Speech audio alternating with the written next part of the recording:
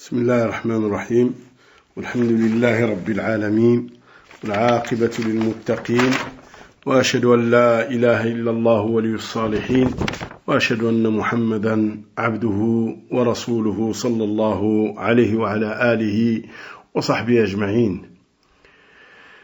Chers frères et chères sœurs en Allah Azza wa Jal, on voit depuis le début du mois de Rabi' al-Awwal le nombre de soufis qui augmente à la Mecque et à Médine, et aussi beaucoup de musulmans de la masse pour fêter la fête soi-disant du Mouloud, l'anniversaire du prophète alayhi salam, pour la fêter à la Mecque ou à Médine. Depuis quelques années, on entend aussi et on voit des affiches d'agences de voyage, Umrah du Mouloud ou la Miloudia. D'où nous vient cette fête? Quand on regarde avec un œil objectif qui cherche la vérité, on arrive au résultat suivant. N'est-ce pas des hommes de science que Abu Bakr as-Siddiq est l'homme qui aimait le plus le prophète alayhi salam? Pourtant, Abu Bakr as-Siddiq radiyallahu anhu ardah était le khalife de cette communauté pendant 2 ans. Il n'a pas fêté l'anniversaire du prophète alayhi salam.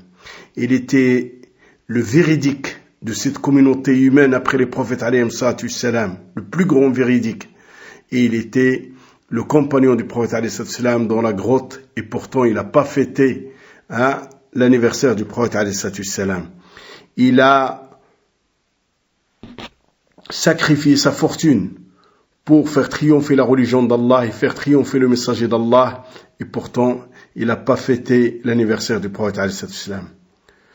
Et qu'on voit aussi Omar ibn al-Khattab radiyallahu anhu arda, le premier qui a été appelé Amir al-Mu'minin, prince des croyants.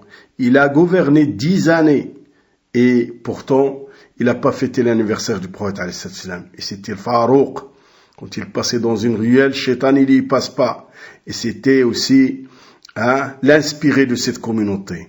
Et pourtant il n'a pas fêté l'anniversaire du prophète alayhi salam. Uthman radiyallahu anhu arda, il a gouverné 13 années les musulmans. Il n'a pas fait d'anniversaire pour le prophète alayhi salam. Il était le mari des 2 filles du prophète alayhi salam. Une fois que la première est morte, Rasul sallallahu alayhi wa sallam lui a marié la deuxième.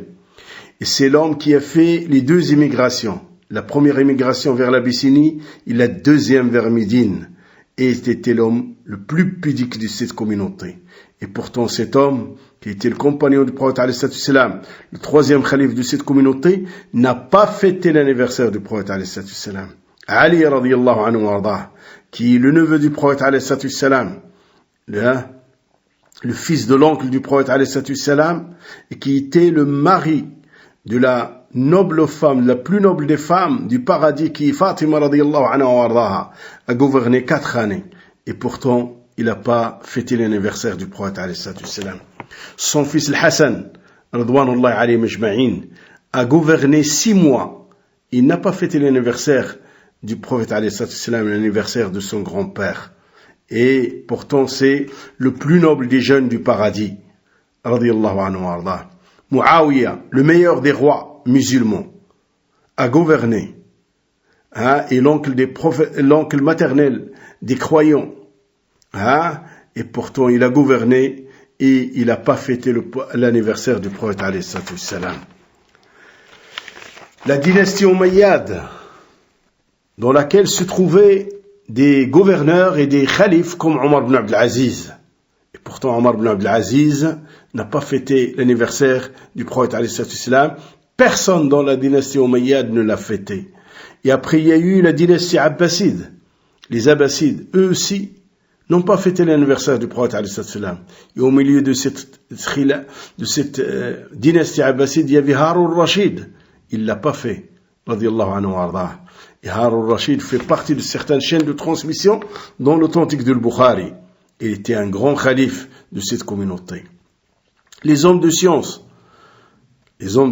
véridiques et qui aiment le prophète alayhi salam véridiquement, n'ont pas fêté l'anniversaire du prophète alayhi salam durant toutes les générations qui ont été élogiés par le prophète alayhi salatu wassalam, alors que ces hommes de science et ces générations élogiées par Allah et par son messager alayhi salatu wassalam connaissaient au mieux ce qui a été révélé à Muhammad alayhi salatu wassalam.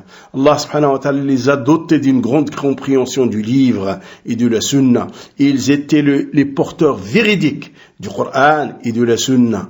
Et pourtant, ils n'ont pas fêté l'anniversaire du prophète alayhi salatu wassalam. Les hommes de science disent, si c'était un bien, ça aurait été eux les premiers qui l'auraient fait.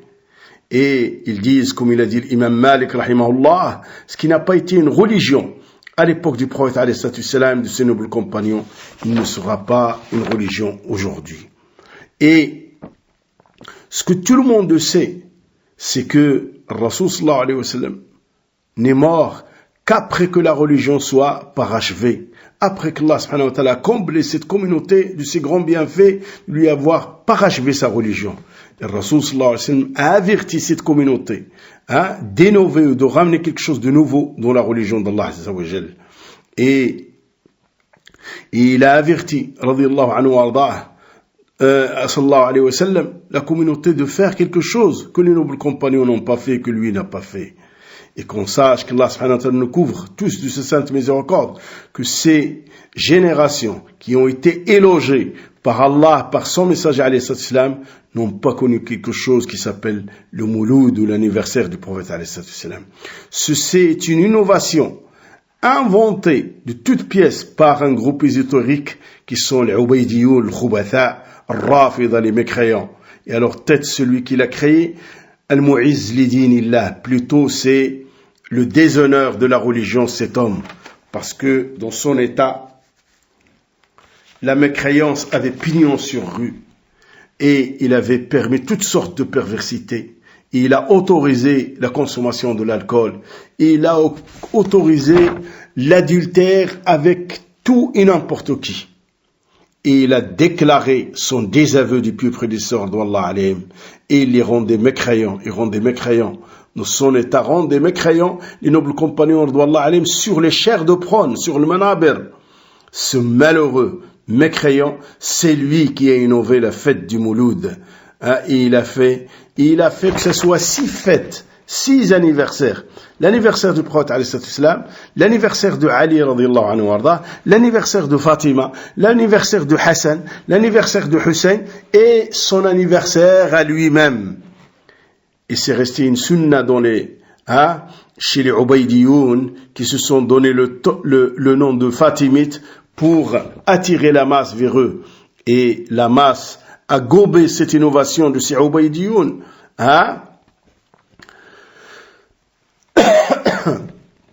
Et pourtant, ils n'ont aucune preuve sur cette fête. Aucune preuve. Faible ou inventée, aucune preuve. Et même si les derniers des hommes de science essayent d'esquiver les textes, de tordre le cou des textes pour essayer de trouver une issue à cette fête. Mais les identificateurs parmi les grands hommes de science, à travers l'histoire de cette communauté, sont sur le fait, sur l'unanimité que le Mouloud est une innovation, est une grande innovation. Et il pose la question à ces gens-là qui fêtent l'anniversaire du prophète. Il leur pose 3 questions. Ils espèrent qu'ils répondent à ces 3 questions. Premièrement, est-ce que fêter le Mouloud est une obéissance ou une désobéissance? Naturellement, ils vont dire que c'est une obéissance. Parce que s'ils disent que c'est une désobéissance, khlas, il n'existe plus de problème. Deuxièmement, vous avez dit que c'est une obéissance, donc c'est une obéissance, donc on reçoit des récompenses pour la faire. Est-ce que cette obéissance, vous avez dit que c'est une obéissance, est-ce que cette obéissance, Rasul sallallahu alayhi wa sallam la connaissait? Ou alors il l'ignorait? Si vous dites, il l'ignorait, malheur à vous. Vous avez accusé le plus grand enseignant qu'a vu la terre d'ignorant. Et ça, c'est une situation très grave et très dangereuse. Et si vous dites, il l'a su, et que le prophète a su que son anniversaire c'est une obéissance, dans ces cas-là, on passe à la 3e question. Vous dites que c'est une obéissance. Vous dites que le Rasul sallallahu alayhi wa sallam le savait. Est-ce qu'il l'a transmis à la communauté ou pas? Si vous dites qu'il ne l'a pas transmis, ceci est très dangereux, car vous êtes en train d'accuser le prophète alayhi salam d'avoir caché quelque chose du message qu'il a reçu. Alors que le verset nous dit ceci: Ya ayyuhar rasoul balligh ma unzila ilayka min rabbik wa in lam taf'al fama ballaghta risalata. Ô messager, dans la traduction approximative du sens du verset, ô messager, transmis ce qui t'a été descendu de ton souverain, et si tu ne le fais pas, tu n'as pas transmis le message d'Allah. Et si vous dites il l'a transmise, on vous demande où il est la preuve. Et qui sont les salafs qui l'ont accompli? Et est-ce que ces preuves, les compagnons, les preuves de l'accomplissement du Mouloud, les compagnons ne les ont pas eues, ne les ont pas su? Leurs successeurs, la même chose. Et toutes ces générations qui ont été élogées par Allah et son messager alayhi salam ne l'ont pas su jusqu'à l'arrivée de ces impurs de Ubaydiyoun. Qu'on se réveille. Hein? Et s'il en est ainsi, hein? Dans ces cas-là, le Mouloud est une innovation. Et plus que ça encore, dans cette innovation, il se fait la rencontre des hommes et des femmes, des danses, et il s'accomplit des œuvres blâmables. L'associationnisme s'accomplit durant ces fêtes du Mouloud. Certains demandent secours au messager alayhi salam. Ils demandent à Rasul sallallahu alayhi wa sallam ce que ne peut faire qu'Allah subhanahu wa ta'ala. Qu'on se réveille et qu'on revient vers notre raison et qu'on revient à la voie de notre messager alayhi salam, parce que, comme il a dit l'imam Malik rahimahullah ta'ala, ne réformera en bien la fin de cette communauté que ce qui a fait la réforme en bien du début de cette communauté. سبحانك اللهم وبحمدك أشهد أن لا إله إلا أنت استغفرك وأتوب إليك وصل اللهم وسلم وبارك على محمد وعلى آله وصحبه أجمعين.